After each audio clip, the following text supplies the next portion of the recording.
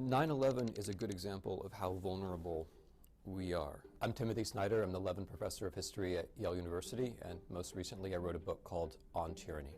Aspiring tyrants use real, provoked, or faked terrorism as an excuse to declare some kind of state of emergency. A state of emergency meaning we lose our basic rights, and then that temporary situation becomes permanent. We get used to it, it becomes the everyday. This is basically page one of the playbook of modern tyranny. So it's naive, it's really foolish of us to forget about this because the tyrants, the aspiring tyrants, certainly know about it. So 9/11, a massive terrorist attack mainly against this city, led us to give up a good deal of our rights. It also led us to invade a country which was completely irrelevant to the terrorist action with enormous consequences, financial, moral, political, for us. So 9/11, in retrospect, is a kind of warning of the mistake that we can make.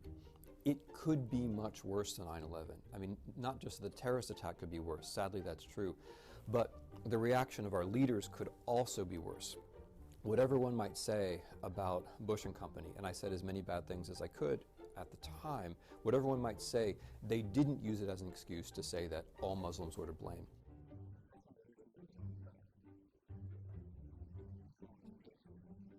They didn't say we have to suspend all of our civil rights, due process, and so on.